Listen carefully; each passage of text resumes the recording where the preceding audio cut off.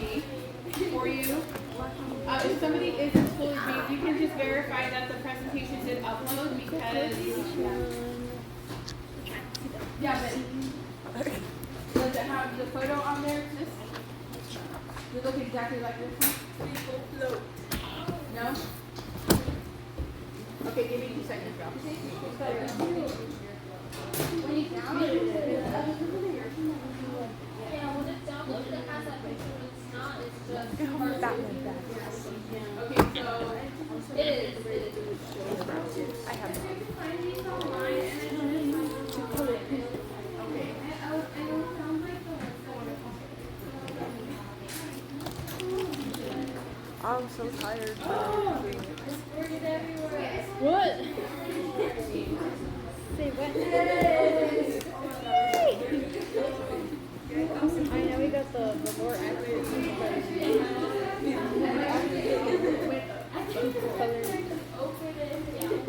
Okie dokie.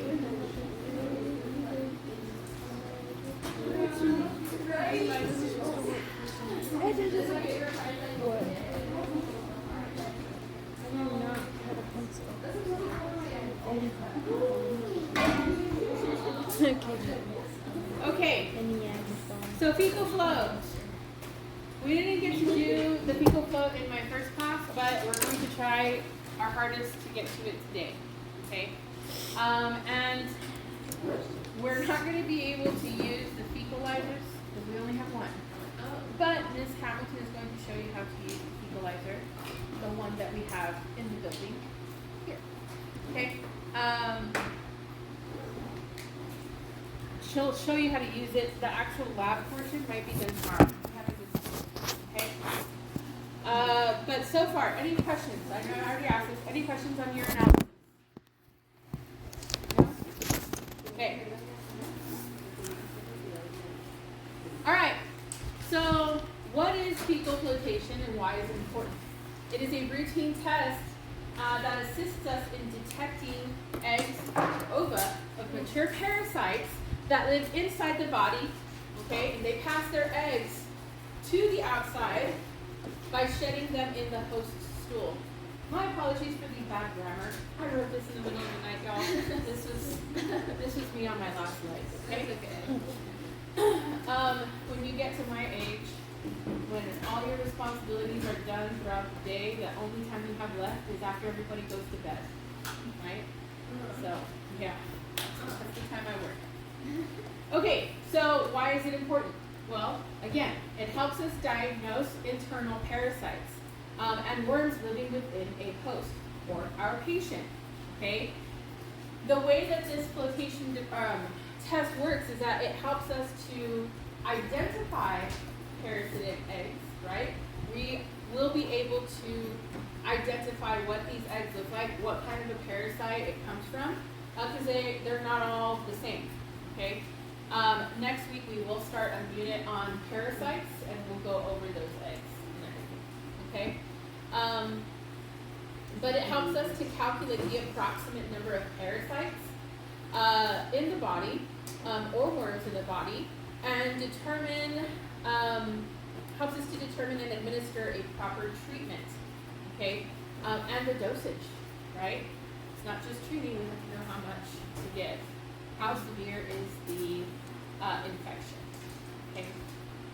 Remember, this is on Schoology. For those of you that are trying to write every word down, I applaud you. For those that are just taking like sort of cliff notes or side notes, also I applaud you. However, it helps you study, but we're going to try to move on because this lab is going to take us just a little bit, okay? All right. So how is it performed? Well, the stool, or feces, right, is mixed with a special liquid or medium that causes parasite eggs to float to the surface, okay? These eggs are collected from the surface of this float using a glass slide. The sample is then examined under a microscope, and if there are appearance eggs, we identify what type of adult parasite is present, okay? Now, take a look at my little asterisk down here. I put Number of ova or eggs found may not reflect the severity of the infection, May not. but may not. Oh, My bad. okay. Oh, sorry. Ha! I'm adding words. Okay, it's not always reliable. That's what I want to say, right? It's not always reliable. We are fallible. We make mistakes, right? I make them all the time. Yes, ma'am. So if no eggs float up to the top, that means you don't have any parasites? No, it does not mean that. It doesn't mean that. It's not always reliable, and I'll tell you why. I'll share with you why it's not always reliable. Okay? Or in what instances eggs will not be present. Yes. Is that why they do more than one test? That's a lot of the reason why they do more than one test. Okay? And it's not just more than one test at the time. Also, it's over a period of time, because just like you and me, parasites need time to grow, right? They all start off in that egg form and they hatch, they grow. So once they reach that maturity level to produce their own eggs, you know, we want to be sure that we're constantly taking those tests, right? Or examining the disease to make sure that they don't have, or that our patient doesn't have it. Okay? So just remember, the number of ova or eggs found in a sample, it may reflect the severity, but it's not always reliable, okay? And it may reflect, hey, we didn't find any eggs. Well, that doesn't mean they don't have parasites, okay? Does that make sense? Yeah. Clear as mud? Maybe? Yeah. Okay. All right. So why do ova float? What makes them so special, right? Well, just as we talked about specific gravity of urine, things have different densities, right? And so an ova or egg has a specific gravity between 1.05 and 1.23. Okay, the fecal flotation medium or liquid that is used is much more dense than the ova we find. Okay, which, because it's much more dense, because it makes it also adheres to particles that are like dirt and things. It adheres to it, so it pulls them down as well. The only thing that should float are the eggs. So when we put in the medium, as you see in my little illustration there, medium is put in, the ova start to float up, right? That's why when we take our measurement, we put the slide or the slip cover on the top, and we'll go through that in a minute, okay? But just so you know, the fluid, the flotation medium, is denser than the actual eggs, okay? Yes? What liquid do you use? So there are different liquids. There's the sodium nitrate, there's just a whole bunch. There's different ones. You can even use a saltwater solution. You can make your own float. And it's just a high concentration of sodium, salt, right, mixed with water, to the point where the salt doesn't dissolve anymore in the water. That means it's completely saturated, right? That solution is what you can use. But here's like a formula that you can, like ratios that you can use to do that. In case we ever don't have any float, medium. We do have tons of it though. Hello, yes. Wait, so how did they get it from the slide, the microscope slide to the... From here to the microscope slide? Oh, so like... I'll show you. I'll show you. But this slide, does everybody understand it? Yeah. Why do eggs float? Because you're less dense. Because they're less dense. Okay? Less dense than the medium used. Okay? Alright. So fecal flotation, what sample is needed? At the very least 1 inch, 1 square inch of a fresh piece of stool. Okay? It cannot be more than 24 hours old. Does anybody know why it can't be more than 24 hours old? Media. Yeah, right? Decomposition happens. It's organic material. It's living organic material that goes through the decaying process, right? And parasites, they need that host thrive, right? Now they can live in an environment that's not inside the host for a little while, which is why pets can contract parasites from others, right, through stools, right?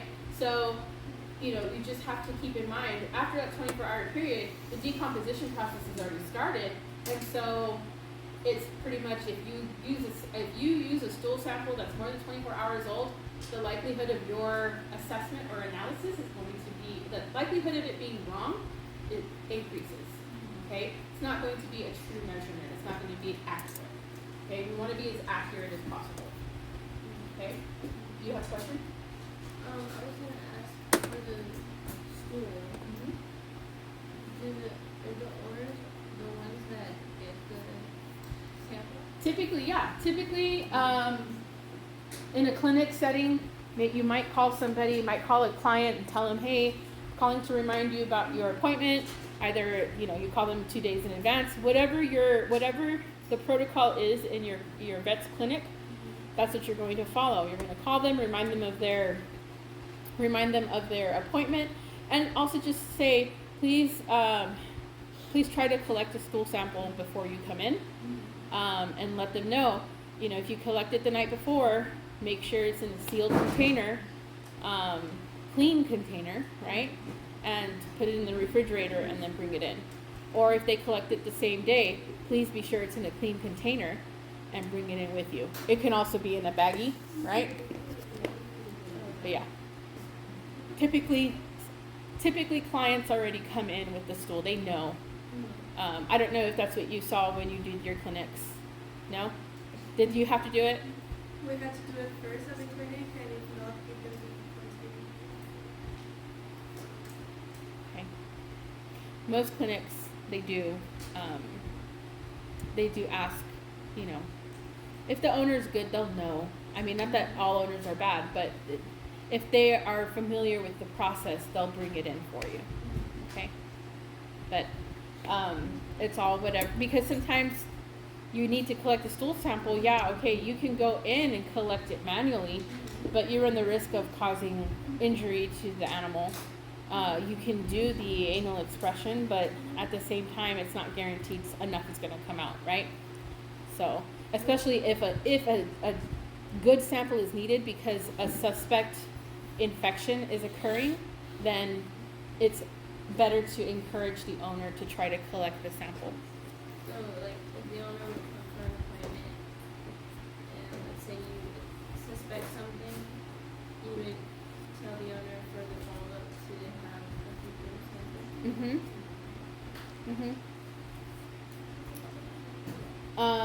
All right. So, we've already gone over how much is needed, the time frame. It needs to be free of grass, gravel, kitty litter, any other debris. Any other debris, you can turn it off. Yeah. One more time. There you go. Okay. How should it be stored, right? This is information for you and information you may need to tell the client when you are talking to them over the phone. It must be kept in a clean and dry container with a tightly fitting lid, right? We don't want it to dry out, okay? In the field, this is the part I have experience with because I came from the field portion, right? We would keep it in the glove. We'd extract it, put the glove over it, and throw it in a cooler. Not throw it in a cooler, but we'd basically that, yes. Like, do you grab it while it's like, No, so when I was working with Reprologics, we'd have to basically pin down the goat and stick our fingers inside the rectal area and pull out. We'd have to pull out a few because, sometimes when the sphincter opens up, air rushes in, debris rushes in, they sit down, things come in, right? So we'd have to pull out like the first couple centimeters and then go in and extract. Yes. What about with like the circular? The same thing. Same thing? Same thing. It's the little pellets.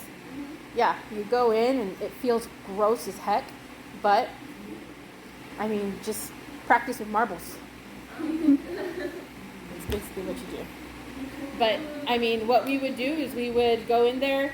You don't use one glove for every animal, right? Or the same glove for every animal. It's a different glove every time, right? So we'd go in, we'd extract, pull the glove over, and then we'd label the ear tag number of the animal so we knew what sample came from where. And we'd tie it off like a balloon. Okay? So the field is different, right? And some of you, maybe after you graduate from here and enter in a vet clinic somewhere, you may be asked to go out into the field depending on your vet clinic. You know, if you decide to go into the large animal side, or if you stick with the small animal, that's perfectly fine also. Okay, with companion animals. But you may need to know you can do both. Okay. It needs to be refrigerated to prevent decomposition, right, of the living organisms or degradation of ova. Okay. Again, this is super simple stuff. It's not rocket science, it's animal science. So just try to remember these things, okay? Thank you everybody who brought samples today. I really, really appreciate it. We will get to do some of that stuff. The next couple slides, I believe, we have how-tos, basically. It's dense with text. I'm very sorry. There's only so much you can do when it's instructions, okay? But after each instruction slide, I'll let you watch the video that I have found from Minnesota State University. And you can watch the procedure, okay? Questions? So the first technique we're going to go over is called simple or passive fecal flotation, okay? In here, you mix about 5 grams of feces with 20 milliliters of flotation solution in a plastic cup, or any suitable container, right? This one is specific, they're going to specifically use the fecalizer. The video I'm going to show you, they're going to use the fecalizer. And this set of instructions is actually for the fecalizer, okay? You're going to swirl, you're going to basically smash up the sample. You're going to collect it with this, squish it in there. All right, it's going to plug up this hole down here. You're going to put it in here, and then you're going to put your solution in here. You're going to you're not going to fill it up all the way, but then you're going to swish it around, break it up to kind of make that fecal matter get looser, right? After that, then you're going to fill it a bit more with the flotation fluid, right? Until it forms a meniscus. Does anybody know what a meniscus is? No? Yes? No, not mucus. Meniscus. Ah! Okay.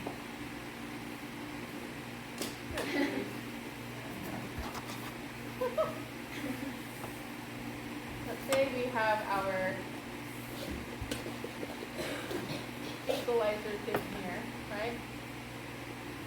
This is all full of, oh wait, we have a hole here. Okay. And then we have,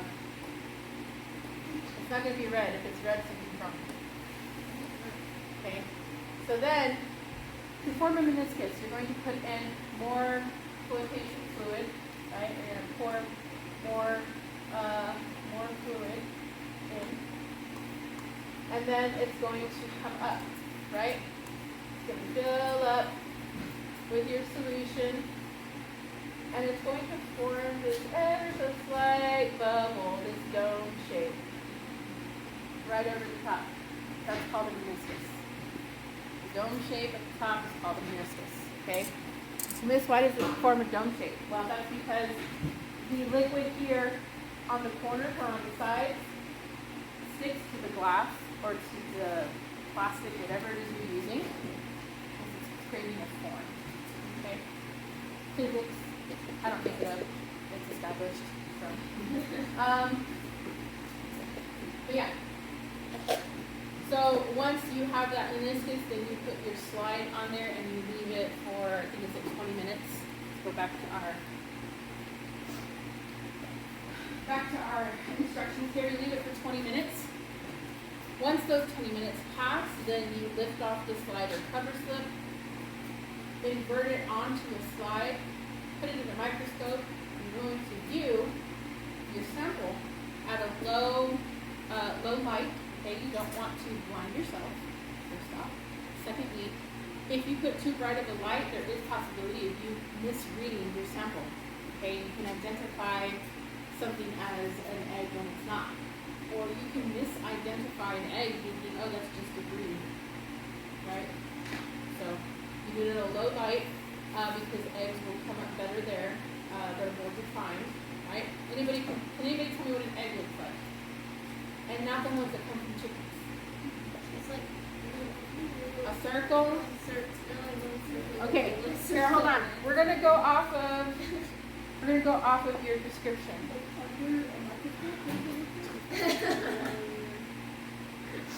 Under a microscope. They're like green.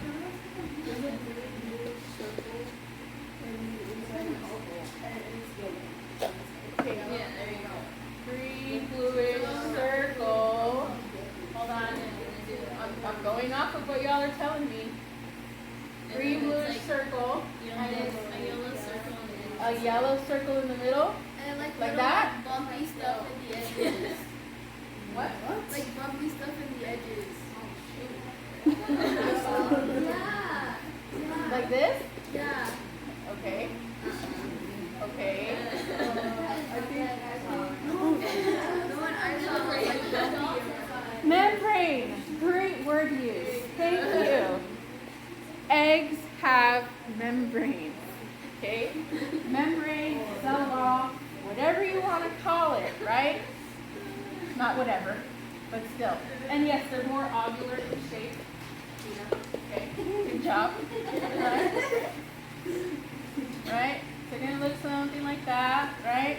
And then you can kind of see, sometimes you can see organelles, cytoplasm. We have the Golgi apparatus somewhere in here. You can see other things inside, right?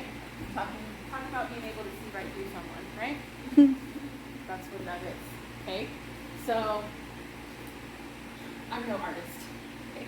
The stuff I find on the internet is just because I find it. Okay, but yeah, reading for an egg. A bubble, an air bubble, under a microscope will literally look like that.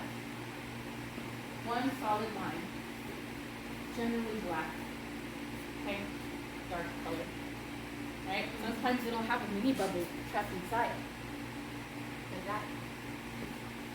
Some water, something, right? Sometimes. So just keep that in mind, okay? It's easy for us to misidentify ova or eggs if we don't know what we're looking for. But now you know, right? Now you know. Water or air bubble. Something that may be. Oh no, yeah. The round I'm one looks like. I'm just giving you a hard time. Yeah. Giving you a hard time. Yes. And then that one. Okay? Keep an eye on what you're looking for. And remember, not all eggs are created equal, right? Not all parasites are created equal.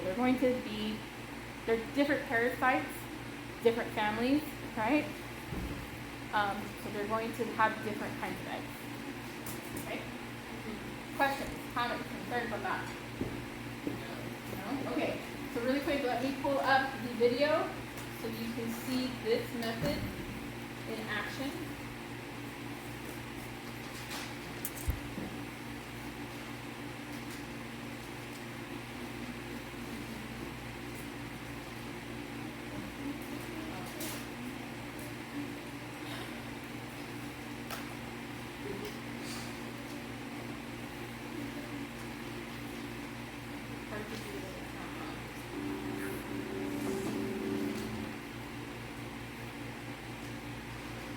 This video is going to demonstrate the passive or simple fecal flotation procedure.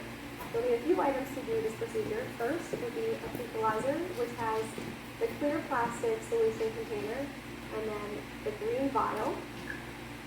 Second would be your fecal flotation solution. For this video, we're going to be using zinc sulfate, but sodium sulfate is also an acceptable solution to use as well. And lastly, a glass slide and a cover slip. The first step is to remove the green vial from your clear plastic solution container. You'll take your green vial and stamp it into the feces so that there's enough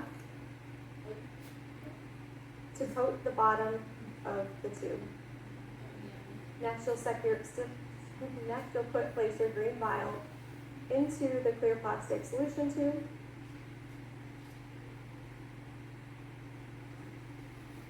You'll take your fecal flotation solution and fill it up halfway.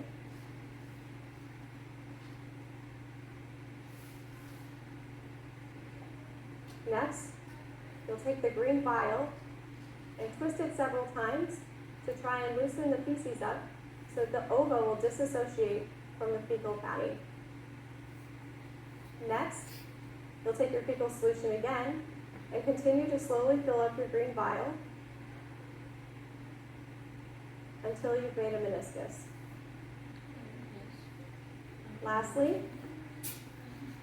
you'll take your cover slip, place it on top of the meniscus, and wait 15 to 20 minutes. After 15 to 20 minutes of time has elapsed, you'll remove the cover slide and place it onto your glass slide for microscopy evaluation at a 10x objective and 40x objective. Understand that? Yeah, that made it a lot So of much sense. more easier to understand. It's easier to see it in action than it is to read it. Like, honestly, I hated writing out the instructions, but I have to write it out for you. Yeah. But I'm also human, and so some of those instructions probably not. Okay.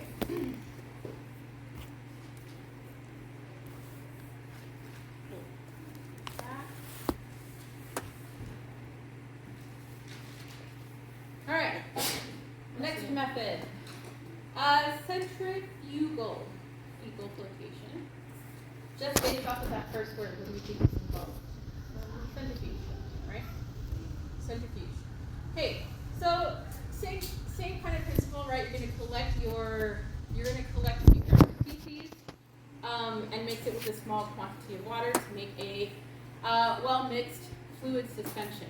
Okay, also known as a wash. You're going to strain that wash through a tea strainer. Please do not use something you're going to use back in the kitchen. Okay? Let's keep our lab materials and our kitchen materials separate. Really quick sidebar. My mom used to work in a laboratory, and Dr. Block had this really bad habit of leaving his spoons in the laboratory. Right? He'd go in there. It was his lab, right? He'd go in there with his cup of coffee. Everybody else wasn't allowed to do that. He'd go in there with his cup of coffee with his spoon still in there, and he'd end up needing to put his spoon somewhere, and he would always just leave it on the counter. Well, my mom said there was this one person, his name was Joe. He would always take that spoon and he'd use it to stir. He'd use it to stir up the samples that they needed. They did, in the lab that she worked in, they actually did urinalysis and fecal float for the state of Texas. So they did a lot of those things, okay? So she said that he would use that spoon whenever he'd find it, he'd just use it thinking it was nobody's. My mom would point out, hey, that's Dr. Block's spoon. And he's just like, well, he's leaving it here. And Dr. Block would come in, and my mom would have to stop it and be like, don't use your spoon. But my mom said there was about 70 spoons by the end of the month in the lab. Yeah. So, I don't know. Apparently they have a lot of money to burn. I don't know. This is back before Walmart was even a supercenter. So. What? Yeah. Walmart was always a supercenter, y'all. Walmart was just a department store where you bought clothes and shoes. when I was a kid. Yeah. It's literally all you bought there. I think the first super center in El Paso opened up, I think I was maybe 13 or 14 years old. That was a big deal. And that was the one off of Remcon. The one off of Remcon is the first one. Anyway, Oh, that sounds crazy. just, that's how old I am. You guys know how old I am. But okay. So, strain it through a tea strainer, back to reality, right? Strain it through a tea strainer into another clean container. And then you're going to pour your filtrate into a centrifuge tube, right? The mixture you just created, or what you filtered, you're going to put it in a centrifuge tube, and you're going to fill that tube within 2 inches of the top, okay? You're also, because we're using a centrifuge needs to be balanced when it's spinning. Otherwise, it's going to sound like our washing machine would be loaded unbalanced, right? You also run the risk of that test tube, ooh, it got really warm. That test tube flying out the other end because it's teeter-tottering, okay? We don't want that seesaw effect. We want everything to be balanced. So we need to fill another test tube with water, right, to create a counterbalance. We're going to place them on opposite sides of each other. Never together, always on opposite sides, okay? So you're going to do that. It needs to be equal weights in both test tubes. And then you're going to centrifuge it at 2,000 RPMs, rotations per minute, for 2 minutes. That's the first time, okay? After those 20 minutes, then you're going to pour out the supernatant fluid and replace it with a few milliliters of your flotation solution, okay? So you're going to pour out the water, basically, from your actual sample, and then you're going to put your flotation fluid in it. All of your particles should be at the bottom of that test tube. Once you do that, then you're going to, once you put the flotation fluid in there, then you're going to mix it up with the skewer. Make sure it kind of breaks up, gets loosened from that bottom cone portion of the test tube. And then you're going to replace it or put it back in the centrifuge. Make sure none of the water from the other one has fallen out, or make sure they're kind of equal weight. And then you're going to turn on that centrifuge again at 2,000 rotations per minute for another 3 minutes, okay? Once you've done that, you're going to take a wire loop. We don't have them, okay? I can't show you this method because I don't have it all. I mean, I could if we could jury rig it, but we're not going to, okay? But you're going to take a loop, right? How many of you have seen a bubble wand before? Bubble wand. Bubbles? Yeah. So it kind of looks like that, but instead of it being ramrod straight, the loop portion is going to be flat like this, right? Bent back. Because what you're going to do is you're going to stick that loop in there. You're not going to submerge the loop all the way. You're going to lightly touch the surface of the meniscus, basically. Right? You're going to lightly touch that surface, and you're going to bring it out and tap it on your slide.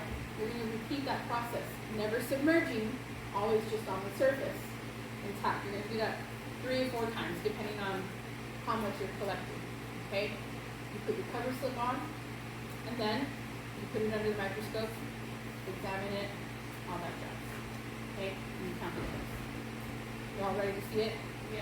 Happen? Okay, cool.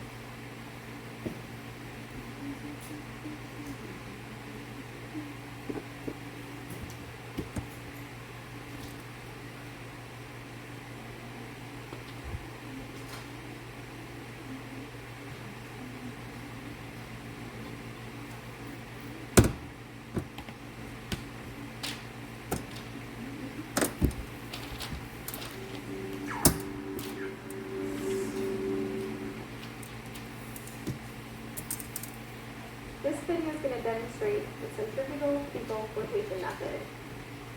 This method is a much more sensitive method than the simple flotation method, as it allows for better concentration of fecal ova. So we have a few more materials for this method in comparison to the simple flotation method. First, glass slides, a conical vial, cover slips, a tea strainer, tongue depressor, wooden applicator stick,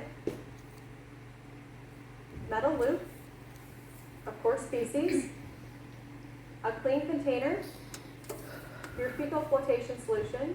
For this video, we're going to use zinc sulfate, but either sugar solution or sodium sulfate can also be used. And lastly, distilled water. All right, so the first step is to take a small amount of stool, a couple grams. I usually use the end of my thumbnail as a reference.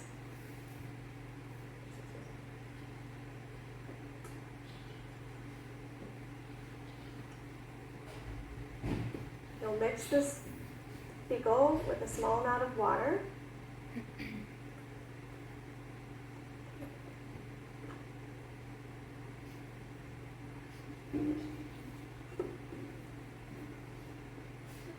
Just to break up the fecal ball.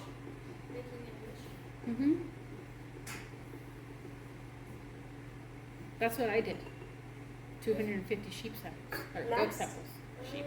You'll strain the solution into another clear container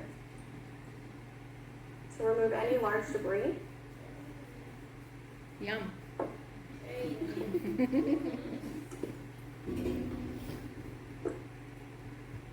Next, you'll take your water and fecal solution, pour it into your conical vial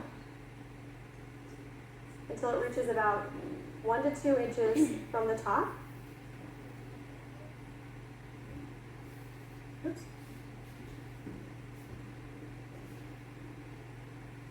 Next, you'll transfer your water and stool solution into your centrifuge with a balance tube that has water, and centrifuge at 2,000 RPMs for 2 minutes. After your 2 minutes has elapsed, you'll remove your water fecal solution from the centrifuge. You'll pour off the center supernatant into a container, which should just leave a fecal pellet. Next, you'll fill up your tube halfway with zinc sulfate or your fecal flotation solution. Next, you'll use your wooden stick to break up that fecal pellet in the bottom of your fecal solution vial. Don't use that You'll for your then shish take your kebab later, balance okay? that's balanced with the fecal solution, place it into the centrifuge with your sample, and centrifuge for 3 minutes at 2,000 RPMs. All right, so you'll remove your fecal flotation solution from the centrifuge. You'll take your metal wire loop and you'll tap the metal wire loop just to the top of the meniscus. And then tap it to your cover slip. You do this 2 or 3 times so you get an adequate enough amount of solution onto your glass slide to evaluate under the microscope.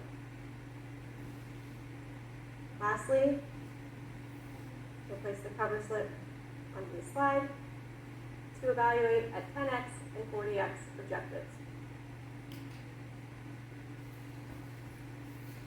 Cool? Okay. Let's take like a 2-minute break really quick. Everybody, yes. Wait, we have. Yeah, that was. Let's take a 2-minute break and then we'll come back. Okay? 2 minutes. Get your blood up and pumping because we've been here for a minute. Okay? Are there only 2 techniques to do? In this, yes. That we're gonna go over, yes. But when should a fecal flotation be done? When should it be performed? Well, frequently for younger animals such as kittens or puppies, okay? As they are most susceptible to parasitic infections. Why? Because they are growing up and they are smelling and putting everything in their mouth. Right? Even poo happens. Oh they're more susceptible to the infection in the first place, and if they have been treated, they're still susceptible to the re-infection. Okay. Also, owners should always provide a fresh stool sample at the first few visits when visiting a veterinarian. Okay. This is just to make sure that as time passes, parasites aren't maturing and laying eggs. Okay. So routine. I'm sorry? Routine. I'm so sorry, I can't hear That's you. okay. A routine check. Routine check, yes. But also, like, let's say I'm going to a new veterinarian, right? I just moved to the area. Who knows what my pet has been around? I'm going to have a stool sample at least the first 3 or 4 visits. You know, at the very least, to measure progression. Why are you giggling? So you can Like people laugh when I'm looking at it. Yeah, because it Only only the owner knows the situation that the animal is in, right? And that would change, such as move, traveling, things to that nature, right? So, owner can request that to be done, a fecal panel to be done, okay? I thought you were using my there's gonna be nobody. What are we gonna do, say no? That would be embarrassing. The fecal test is more of the owner's responsibility to acquire, so that way. If they want it done, yeah, but, I mean, now, if it's the first time, I can assure you that if they don't bring it in, the veterinarian's going to try to, get a sample one way or another, just to be sure for that first time, right? And then they'll probably tell the owner, okay, we need you to bring in, the next time you come in, we need you to bring in I wish I another was sample. Friday today. Like I said, they'll probably do that 3 or 4 times, okay, especially when establishing with a new patient. All right. Follow-up fecal flotations may be required to monitor treatment and progression, right? So as we are treating, or as a patient is being treated, we want to see if the treatment is actually working. So follow-up fecal flotation is necessary in my head. to track that.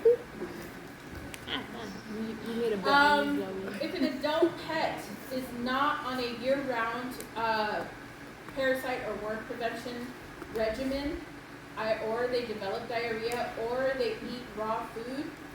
I'm sorry, I skipped one, but let's finish this one.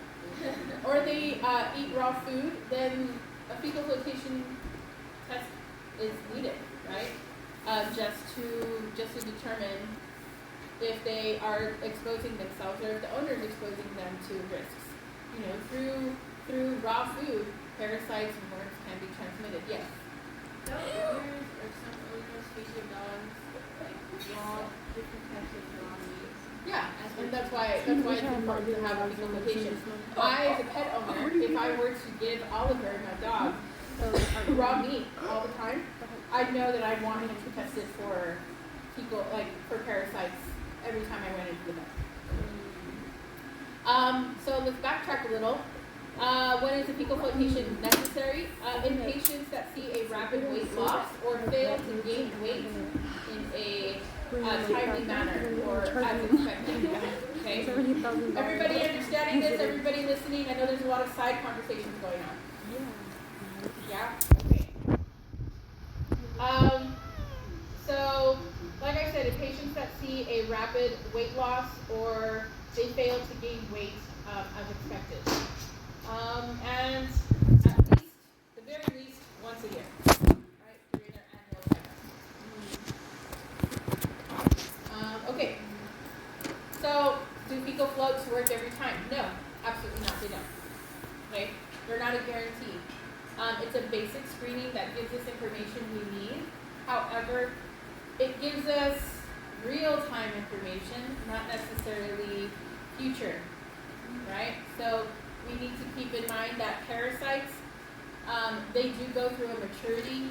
They have to reach maturity before they start laying eggs. So even, like, to answer your question from earlier, or somebody's question from earlier, if I have a fecal sample and it comes up with for zero eggs, Does that mean they don't have parasites? Absolutely not.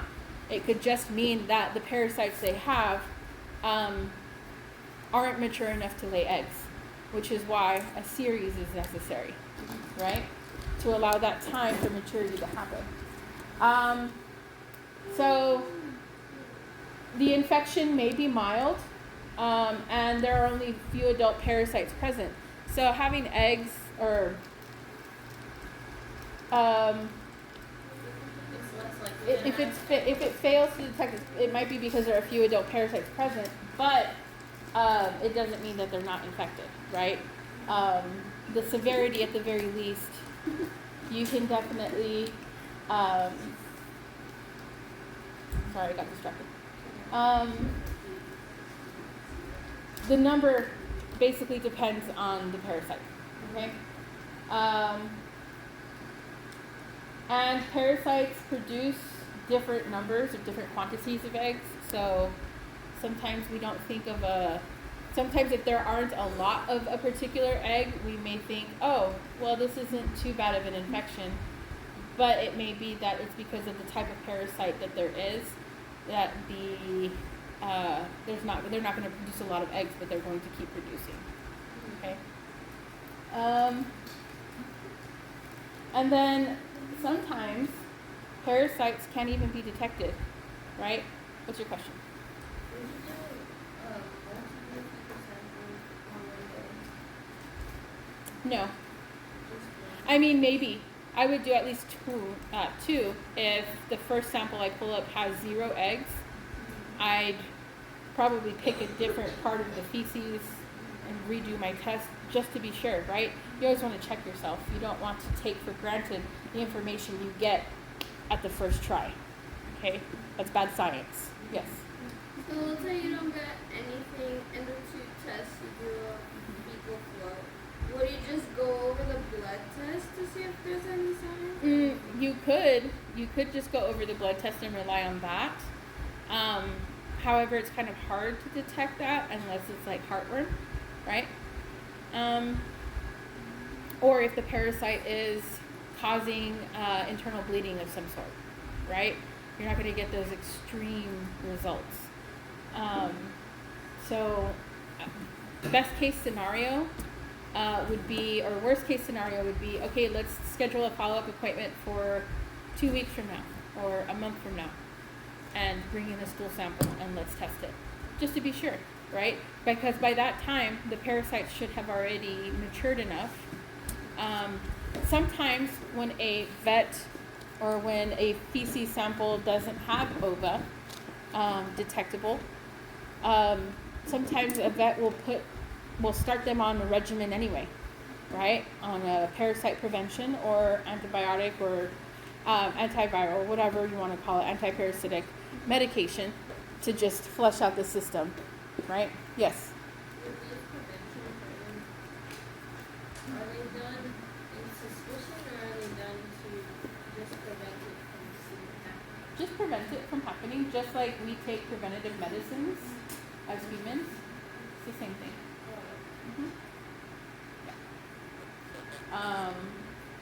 Just like let's say you leave your animal at a kennel, doggy daycare or something, doggy daycare or something, and one of the animals tests positive for parasites. Doesn't mean your animal has parasites, but you take them to the vet and you say, hey, you know what? I was just at a kennel or a canine hotel, whatever you want to call it, and a dog popped hot for parasites. Can we test my dog? And granted, the vet is going to say how much time has passed. Oh, I just found out today, and they found out today or whatever. So then you're just going to be like, you know what? They're probably just going to put him on a preventative measure. And if it has progressed farther, then an actual treatment will be needed. But that's only after a couple stool samples are taken. Okay. Yes. My dog, I'm such a bad owner when it comes to that. My dog has only ever seen the vet once, and I didn't even take him. When he was found, one of the soldiers that took him home to begin with had him seen by a mobile vet, and he got like the first round of parvo shot, and I don't remember what else he got. I have the thing, but we just never had time to take him, or the funds. Unfortunately, I'm not a rich person, so it's kind of hard. It's one of the reasons why I didn't want a dog, but you know, my husband has his own mind, so yeah. But and it's not that we neglect him either, because he's the best, well-fed and taken care of dog there is, that I think. We've nursed him back to being able to see shapes at the very least. He's no longer blind, so. But yeah, I've never done it. I would have loved to have collected a sample to see if he has parasites. Was I able to? No, because he goes bathroom shy around me. He doesn't like it when I'm watching. Yes. So the fecal flotation, would it be like the first option to detect infections, or would it be like blood draw? Infection, how? Fecal flotation, definitely parasite. Anything else? Not really. What about the Urine, probably. Better indicator of blood, right? Red or white in the system. So yeah. What if it's like bloody? Then if you see it, then home. There's no reason to be like, oh, we need to test it. No, take it to a vet and see what's going on. All right. So the last bullet. Some parasites cannot be reliably detected by a fecal flotation. Okay, that is just the way it is. There's no guarantee. In which case, another test can be performed, which is called the fecal Behrman. I'm not going to go over that right now. Okay, but know that there's a much more in-depth thing that can be done, but it's not something that we will do here. Okay. Questions, comments, concerns? No? Okay, so we're going to prep for our lab. What you will need is a pencil